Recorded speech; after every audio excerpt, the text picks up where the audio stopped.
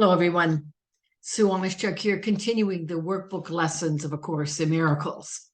And today we are on lesson 273.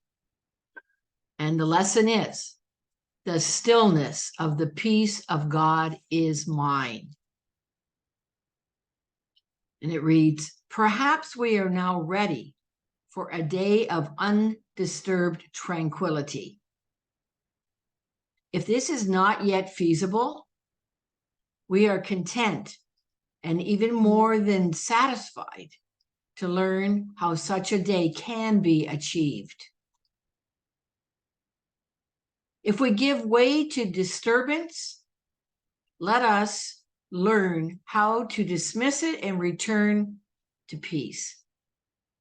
We need but tell our minds with certainty, the stillness of the peace of God is mine, and nothing can intrude upon the peace that God himself has given to his Son.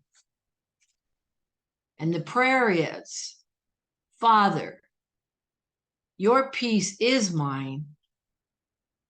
What need have I to fear that anything can rob me of what you would have me keep? I cannot lose your gifts to me. And so the peace you gave your Son is with me still, in quietness and in my own eternal love for you. So when we're in separation, that is, fear and love is not present. We're lacking fear and love in separation from God. So the question is, what is it that brings your mind out of tranquility? It says, perhaps we are now ready for a day of undisturbed tranquility. But it says, if we're not yet, this is not yet feasible, we are content and even more than satisfied to learn how such a day can be achieved. So with God, there is peace and tranquility. And anything, anxiety, conflict, sickness, fear, guilt, it's all fear-based and it's not real. We continue to perpetuate it and make it real. And all of this is undone, as the Course is teaching us, is undone through the Holy Spirit. Because the lack of peace is not outside us. We blame the outside. We blame others. We even blame this identity that we've created about ourselves. But it's all about, what is within our mind. And in turning to the Holy Spirit, it's all about trusting the Holy Spirit. The Holy Spirit is our mind that we share with God. The Holy Spirit brings us back to right-mindedness. So today I thought I would read from the chapter 5, which is Healing and Wholeness. And I want to read a section of section 2, which is called, or titled, I should say, The Voice for God. And in the second paragraph, it says, the Holy Spirit is the spirit of joy. And I'm going to add peace and love as well. The Holy Spirit is the call to return with which God blessed the minds of his separated sons, ourselves, our separated selves. This is the vocation of the mind. The mind had no calling until the separation, because before that it had only being and would not have understood the call with a capital C to right thinking. The Holy Spirit is God's answer to the separation, the means, again, by which the atonement heals until the whole mind returns to creating. So it goes on to say the principle of atonement and the separation began at the same time. This call with a capital C is so strong that the ego always dissolves in its sound. That is why you must choose to hear one of two voices within you. The one you made yourself, and that one, I should say, is not of God. That's what we're discerning. Which voice have I made myself that is not of God? But the other is given you by God, who asks you only to listen to it. And the question to ask yourself, am I really listening to the voice for God? Or am I continuing to listen to the ego thought system, which is all a separation from God, causing all the disturbance and the lack of tranquility, the undisturbed tranquility? It keeps that away from us. So it says, but the other is given you by God, who asks only for you to listen to it. The Holy Spirit is in you in a very literal sense. The Holy Spirit's voice, it's the voice that calls you back to where you were before and will be again. It is possible, even in this world, to hear only the voice, that's the voice with the capital V, the voice for God, and to hear no other.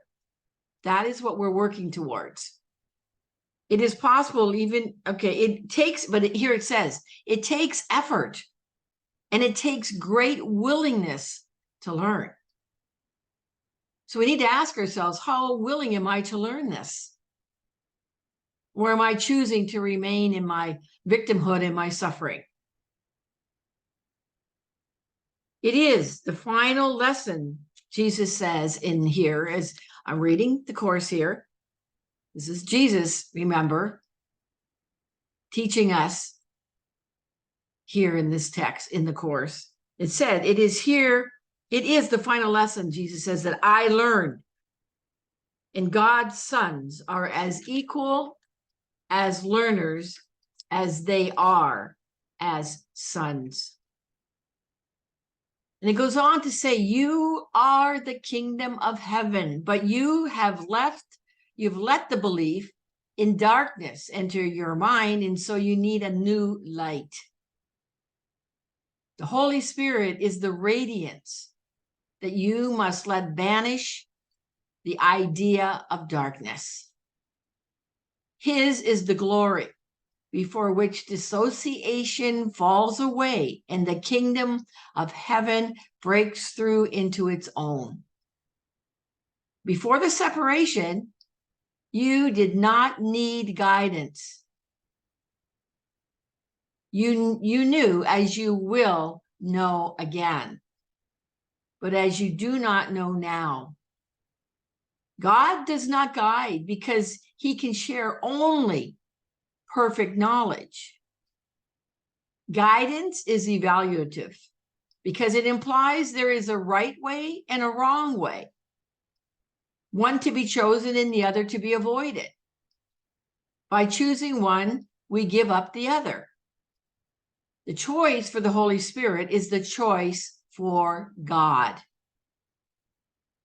God is not in you in a literal sense, it says. You are part of God. That's what we forget. When you choose to leave God, he gave you, or when you chose to leave God, he gave you a voice. That's a voice with a capital V, a voice to speak for him, because he could no longer share his knowledge with you without hindrance. It's the ego that hinders us. Direct communication was broken because you had made another voice, the voice of the ego. It says the Holy Spirit calls you both to remember and to forget. You have chosen to be in a state of opposition in which opposites are possible. As a result, there are choices you must make. In the holy state, the will is free, so that its creative power is unlimited and choice is meaningless. When you're in this state of peace and love of God, you don't need to choose anything. It's what is real and what is true. Freedom to choose is the same power as freedom to create, but its application is different. Choosing here, again, depends on a split mind. We have a split mind in duality. The Holy Spirit is the one way of choosing. See, God did not leave his children comfortless, even though they choose to leave him. We're the one that chooses to leave God. God never leaves us. God goes with us wherever we go. The voice they put in their minds was not the voice, the capital V, for his will, for God's will, for which the Holy Spirit speaks. The voice of the Holy Spirit does not command, because it is incapable of arrogance. It does not demand, because it does not seek control. It does not overcome, because it does not attack. The Holy Spirit merely reminds. It is compelling only because of what the Holy Spirit reminds you of. The Holy Spirit brings to your mind the other way, remaining quiet even in the midst of the turmoil that you make. The voice with a capital V for God is always quiet, because it speaks of peace. Peace is stronger than war, because it heals. War is division, not increase. No one gains from strife. What profit it a man if he can gain the whole world and lose his own soul? If you listen to the wrong voice, you have lost sight of your soul. You cannot lose it, but you can not know it. It is therefore lost to you. It's therefore lost to you until you choose right, until you choose right-mindedness. And again, the Holy Spirit is your guide in choosing.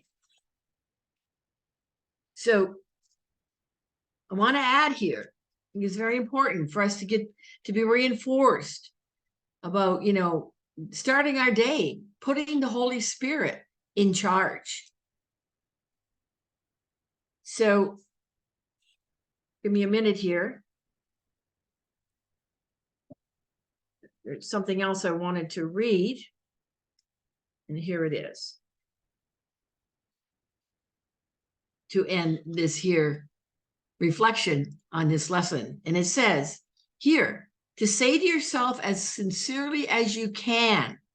Now, this is coming from chapter 5, the last section, which is section 7. And it is in the paragraph 6, in lines 6 to 11. So again, it says, say to yourself as sincerely as you can, remembering that the Holy Spirit will respond fully to your slightest invitation. And here it is. You say to yourself, I must have decided wrongly because I am not at peace. I made the decision myself, but I can also decide otherwise. I want to decide otherwise because I want to be at peace. I do not feel guilty because the Holy Spirit will undo all the consequences of my wrong decision if I will let him. I choose to let him by allowing him to decide for God, for me. So that is today's lesson, a reflection on today's lesson, which again is lesson 273, the stillness of the peace of God is mine. So again, I'm going to read the prayer to conclude. Father, your peace is mine. What need have I to fear that anything can rob me of what you have me keep? I cannot lose your gifts to me. And so the peace you gave your son, you gave me, gave you, is with me, with you still. In quietness and in my own eternal love for you. The stillness of the peace of God is mine. All right, that is the lesson for today. I hope that has been helpful. You might want to go back over that area of the text to reflect on further. And I know I've been calling the Holy Spirit in a lot lately. That's our practice. That's our practice. To discern the Holy Spirit and to bring myself back into the right-mindedness, the mind of God. All right. Thank you for being here. Thank you from the bottom of my heart. Giving me the opportunity to share this with you, and you taking the opportunity to watch this video. I appreciate it from the bottom of my heart. So until the next video, which will be on lesson 274, from my heart to yours, I extend much love to you. And oh, there is one more thing. Please go below, like, comment, and share. And if you haven't already, please subscribe. All right. And one more thing, all these little tasks in terms of the building of this community on YouTube as well. I really appreciate your donations. You can go below this video on YouTube and click on the description and more, and the directions are there as to how to do so. It helps to build the, to purchase the equipment to build this community. And so I'll leave it at that for today. Again, from my heart to yours, I extend much love to you. And bye for now. Have a miracle-filled day.